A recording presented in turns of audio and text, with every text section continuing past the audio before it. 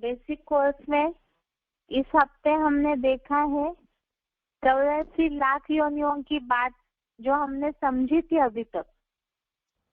वो तो भक्ति मार्ग या लौकिक दुनिया की बहुत से ऐसे एग्जाम्पल है, उस आधार से क्या समाधान देना है वो देखा था।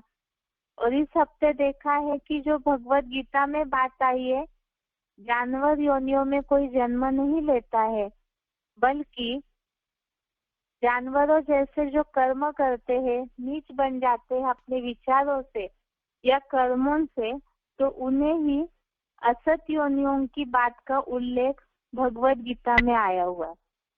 अब सबसे पहले तो ये देखना होगा कि जैसे जन्म मरण के चक्र में आत्मा क्यों आती है, इसे हमने समझा था। और इस जन्म मरण के चक्र में आने का कारण है, जिस प्रकृति में आत्मा बंध जाती है तो वो सत रज तम 3 गुणों से प्रसारित होते हैं।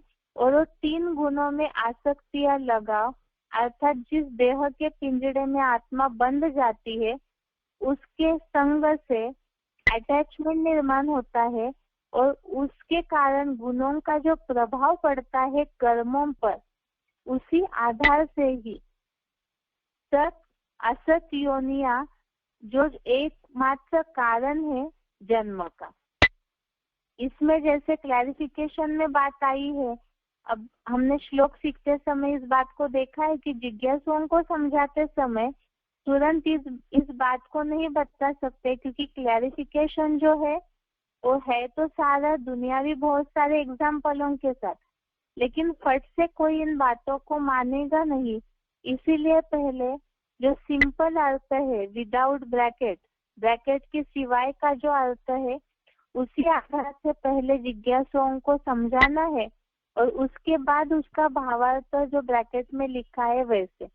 लेकिन उसके लिए हमें खुद पहले इस भावार्थ को सही रीति से समझना होगा ताकि जिज्ञासुओं को क्लियर कर सके।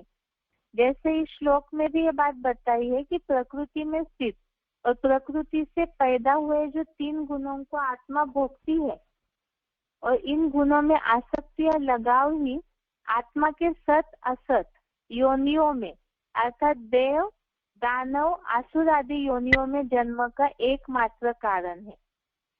अभी बात यह है कि ये सत असत योनिया माना एग्जैक्ट क्या है, और इस सत असत योनियों का जो यहाँ बात बताई है कि इनका ये जो 3 गुण है सत रज तम, इन 3 गुणों से क्या संबंध है, तो इसे भी भगवत गीता में ही हमने देखा है।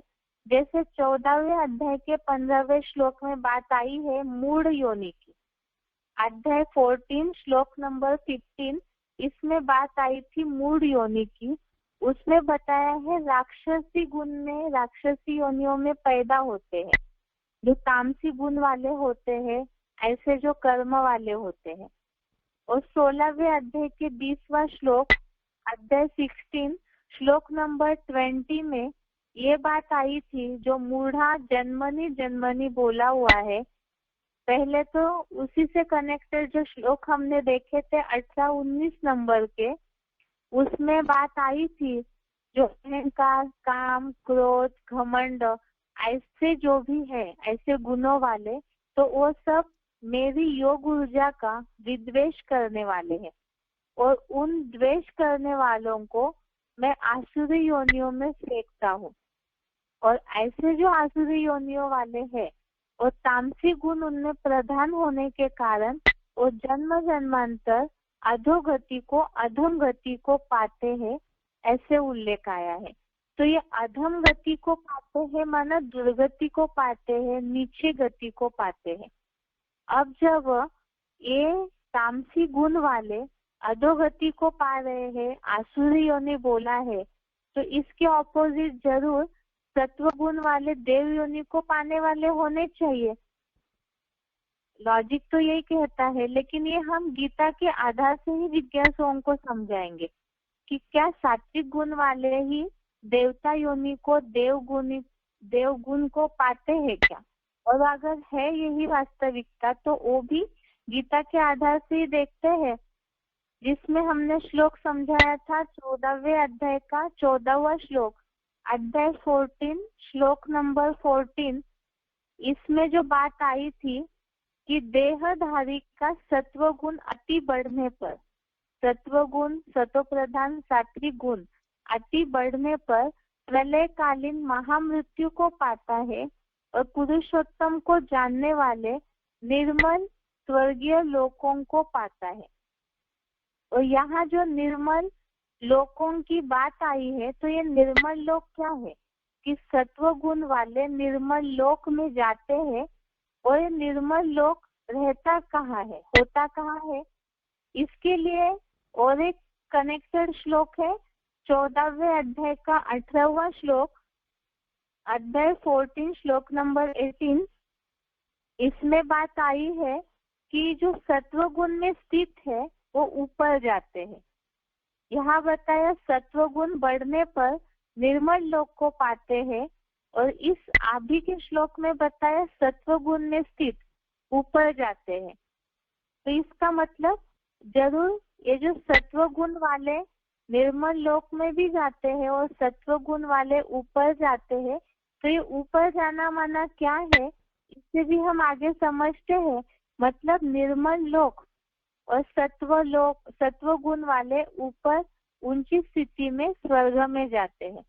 रजोगुण वाले मध्य में स्थित होते हैं, अर्थात द्वापर युगी नरकों में, और जघन्य पापियों की गुणवृत्ति वाले तामसी लोग अधोगति में जाते हैं। अधोगति का तो हमने पहले भी देखा है कि जो आसुरी योनियों वाले हैं वो अधोगति को अर्थात नीच गति को जाते हैं। इसके बाद अभी बात है कि सत्वगुण वाले ऊपर जाते हैं, निर्मल लोक में जाते हैं। तो इसका मतलब क्या है, क्या सच में ही ऊपर कोई ऐसा लोक है कि जहाँ देवताएं रहते हो? वैसे तो ये जो शरीर है ये तो देह भान का भरा हुआ है 5 तत्वों का, और 5 तत्वों की जहाँ लिमिट खत्म हो जाती है उससे ऊपर कोई भी इस देह के पुतले को लेकर के तो जा ही नहीं सकता है। तो फिर ऊपर जाते हैं, इसका मतलब देवताओं को भी तो मनुष्य शरीर में ही दिखाया जाता है। तो फिर ऊपर है स्वर्ग, इसका मतलब क्या है?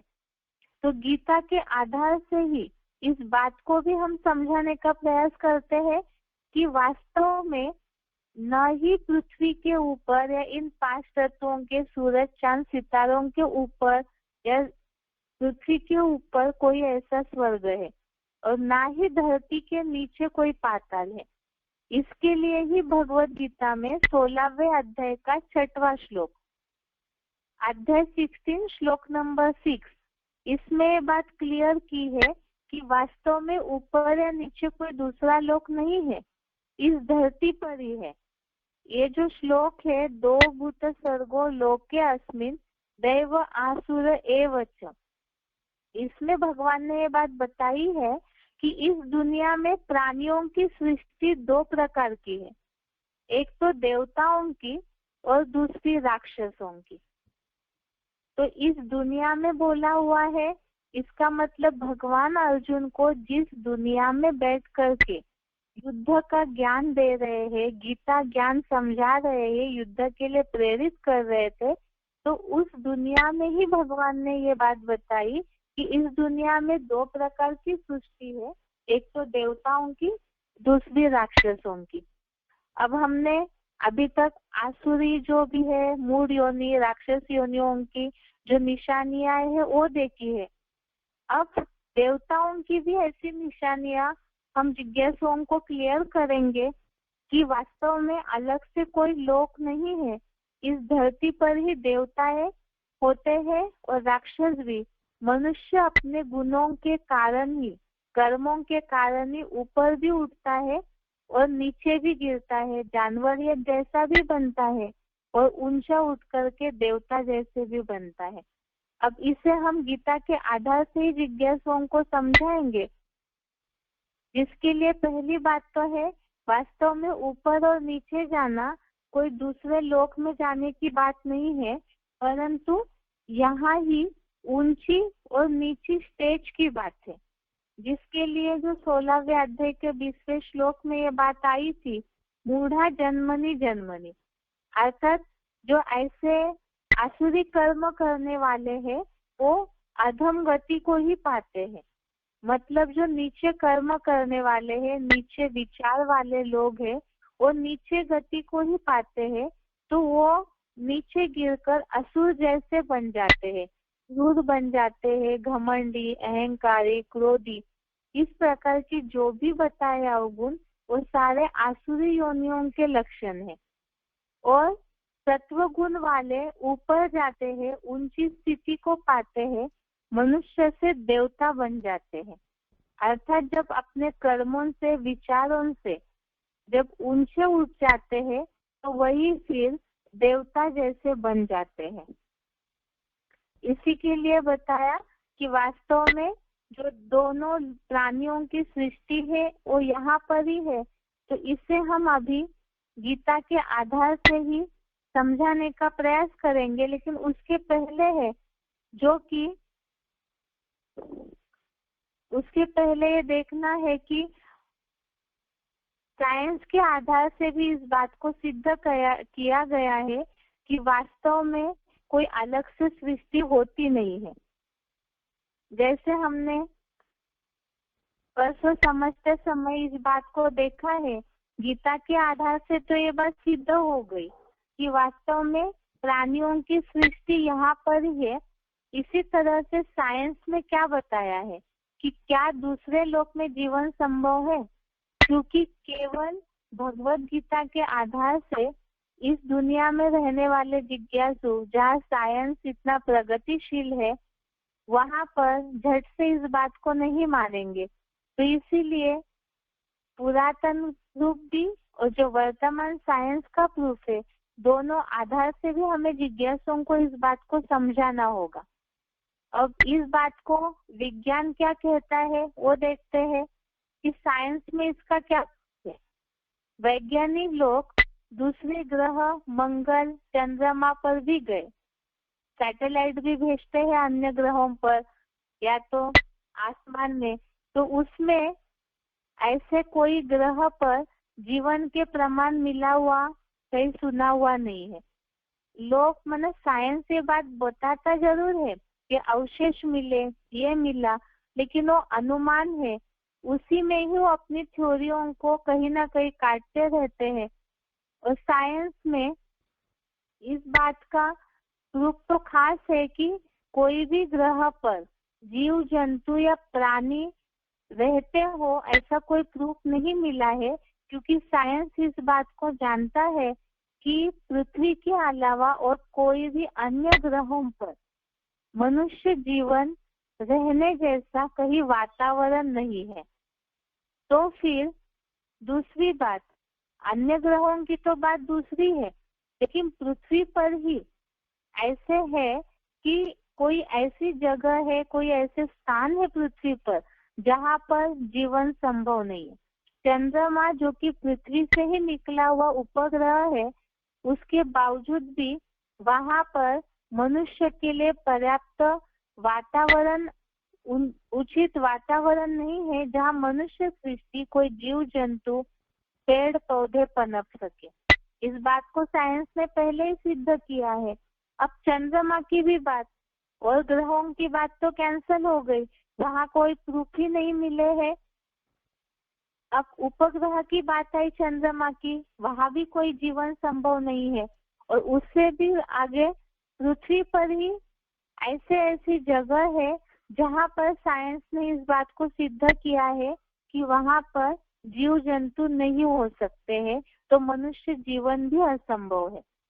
जैसे नॉर्थ पोल और साउथ पोल, इसके लिए जिनके पास स्मार्टफोन है उनको शायद स्क्रीन पर दिख रहा होगा चित्र, या छोटा फोन है तो जिन्होंने पृथ्वी का डायग्राम देखा होगा, जहाँ या साइंस के बारे में जो जानते होंगे वो इस बात को जानते हैं कि जो उत्तर ध्रुव, दक्षिण ध्रुव, नॉर्थ पोल और साउथ पोल, ये पृथ्वी के ऐसे दो क्षेत्र है जहाँ पर सूरज की किरणें तिरछी पड़ती है।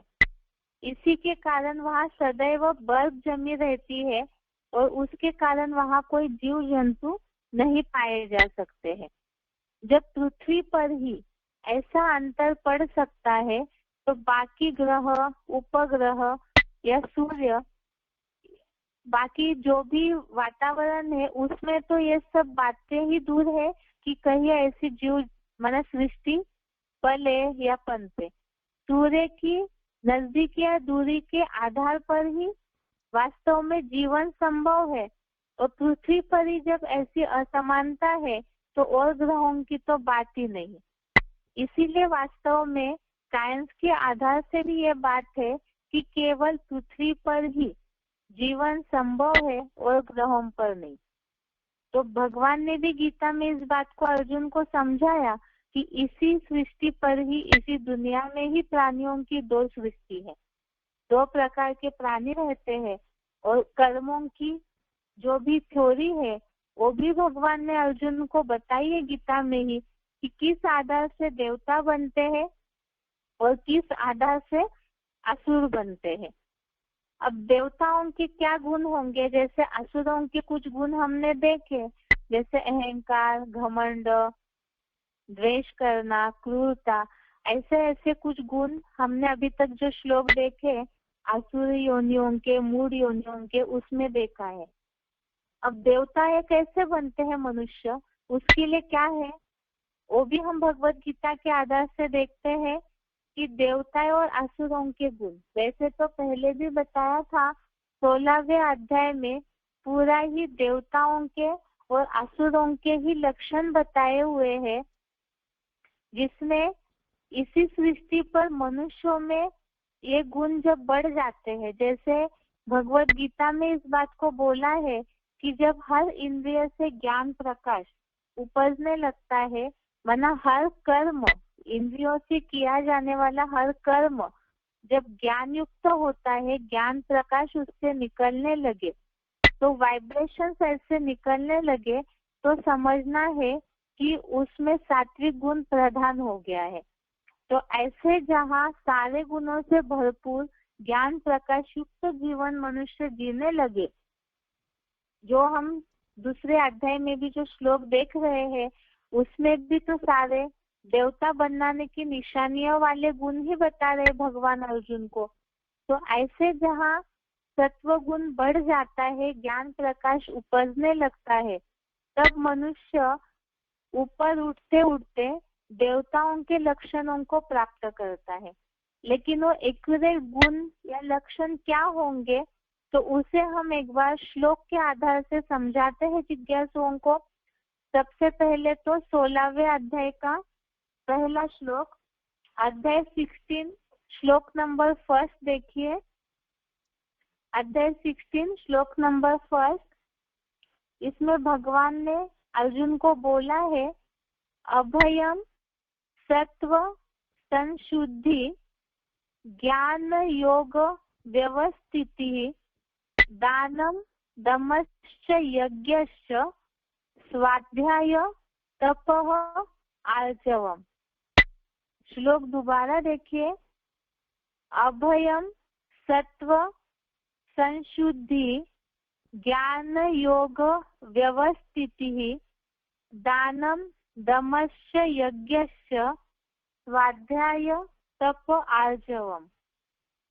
अर्थात निर्भयता, चित्त की संपूर्ण शुद्धि, ज्ञान और योग में विशेषतः निरंतर स्थिरता और दान, मन सहित 10 इंद्रियों का संयम, यज्ञ सेवा, आत्मा अध्ययन, तप और सरलता, ये सारे देवताओं के लक्षण बताए हुए हैं। उसमें भगवान ने खास ये बात बोली हुई है 16वें अध्याय में कि ऐसे जो भी गुण जिनके अंदर निर्माण होने लगते हैं, तो वो सारे ही देवता देवी संपदा के रूप में जन्म लेने वालों के गुण है, या तो ऐसे अपने जीवन को जो बदलते हैं पुरुषार्थ करके तो उनकी निशानियां बताई हुई है कि निर्भयता, चित्त की संपूर्ण शुद्धि, ज्ञान और योग में विशेषतः निरंतर स्थिरता, दान, मन सहित 10 इंद्रियों का संयम, यज्ञ सेवा, आत्म अध्ययन, तप और सरलता। इससे ही आगे और एक श्लोक है,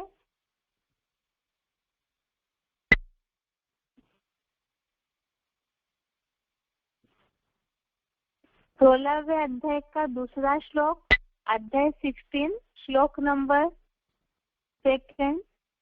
अहिंसा, सत्यम, क्रोधः त्यागः, शांतिर्दैशून्यम, दया, भूतेष्वलोलुप्त्वं, मार्दवम, धीरचापलम। सेकंड श्लोक दोबारा देखिए, अहिंसा, सत्यम, क्रोधः त्यागः, शांतिर्दैशून्यम, दया, भूतेष्वलोलुप्त्वं, मार्दवम, धीरचापलम। अर्थात अहिंसा, सत्य, क्रोधहीनता, त्याग, शांति, दूसरों के दोष न देखना, प्राणियों पर दया का भाव, चंचलता न होना, लज्जा और वाणी में मीठापन और लोभहीनता। तो ऐसे 16वें अध्याय में बहुत से ऐसे श्लोक है जो पहले श्लोक से लेकर के 7वें 5वें श्लोक तक इस तरह की बातें बताई हुई है। ऐसे बीच बीच में बताया हुआ है, तो 16वें अध्याय का ठीक से अध्ययन करेंगे तो समझ में आएगा। आज के लिए तो केवल ये 2 श्लोक ही है, इसके बारे में ही टेस्ट में प्रश्न पूछे जाएंगे। तो इसीलिए ही ये देवताई संपदा के साथ ये दैवी गुण जो अपने में धारण करने लगते हैं ज्ञान के आधार से, तो उनकी ये निशानियां बताई है। तो इसे ही जिज्ञासुओं को क्लियर करना है कि वास्तव में अभी के जमाने में बहुत हो सकता है जिज्ञासु ऐसे कहे कि अभी की दुनिया में भी तो ऐसे बहुत सारे लोग हैं, लेकिन अभी के समय में भी ऐसे लोग हैं, इसीलिए वास्तव में ऐसी सृष्टि चल रही है। लेकिन जिस तरह से उनके द्वारा पूर्ण संसार परिवर्तन होके स्वर्ग आ सके वैसे नहीं है। जब संगठित रूप में ऐसे देवी गुण वालों का एक संगठन बन जाएगा और तभी इस दुनिया में स्वर्गलोक निर्माण हो सकता है। इस बात को जिज्ञासुओं को क्लियर करना है। आज के लिए, इस हफ्ते के लिए यहाँ तक ही। अगले हफ्ते असुरों के गुण देखेंगे और भी ऐसे देवताओं के लक्षण बताए हुए हैं, तो वो भी देखेंगे। इस हफ्ते के लिए यहाँ तक ही। ओम शांति।